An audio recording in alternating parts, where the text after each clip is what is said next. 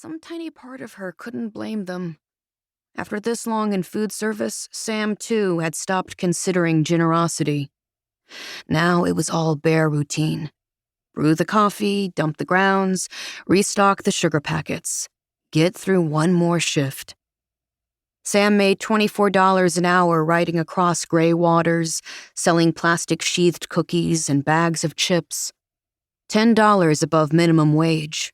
$1 for every year of her life spent at the whim of the Washington State Department of Transportation. Good money, if she actually got reliable shifts, but she'd never yet been able to stitch together a living. A decade earlier, high school diploma in hand, Sam had pictured making a salary they could count on, even flourish with. Elena had paid for Sam to get a merchant mariner certification so Sam could work for the ferries. Those were good jobs, state jobs, with benefits and a pension and health insurance that would cover the whole family. But the state didn't hire Sam. They didn't even interview her. Nothing she had counted on back then had come to pass. Elena had had to scramble to get Sam a job with her at the golf club, where management didn't like Sam, and Sam didn't like them. And the club members told long, dull stories about their days on the green, and everyone complained about how their drinks were mixed. When, finally, dining opened on the ferries, it seemed a small miracle. Sam was certified, qualified, experienced. Elena was relieved. The ferry's dining vendor did hire Sam. They paid her. They got her into a routine. And then the pandemic arrived. And sailings were canceled. And the galleys shut down. And they dropped her for 2 years. 2 years at home. 2 years with nothing better. The club wouldn't hire Sam back at that point. They said they could barely afford to keep Elena on as it was. Fewer tourists were coming.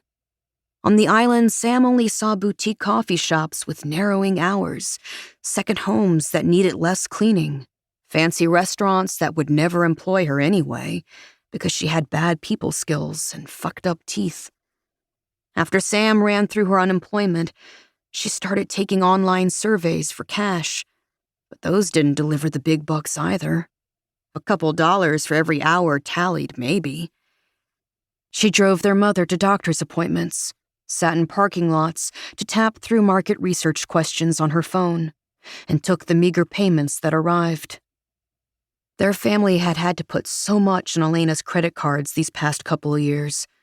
$6,500, which had turned, with interest, into nearly $11,000, the last Sam heard. And then their car broke down over the winter.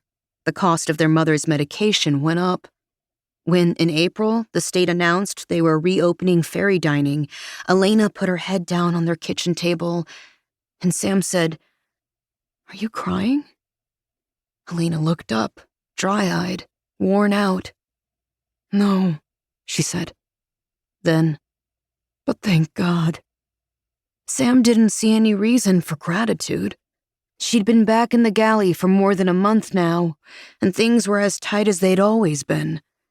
She was still taking her phone surveys, though sometimes she'd forfeit even those if the boat left an island and she lost cell service before she finished filling one out. Tourists interrupted her with inane questions about the Lummi Nation, as if Sam had the time to go to canoe landing ceremonies or make herself an expert on San Juan's history. Elena, meanwhile, was trying to keep her tips, stinking of hamburger grease from the club's grill, on top of the refrigerator as an emergency fund. But emergencies kept coming, kept taking. Everything they made was siphoned away by taxes and bills and their mother's healthcare costs. How exhausting. This slog. Endless. No matter their jobs or their wages, this is how things would be, as long as they lived on the island. They would have to move, Sam always told Elena, if they wanted a life worth living. And Elena didn't disagree. They didn't even have to discuss it. The necessity of moving. Both had committed long ago. These days, Elena only quibbled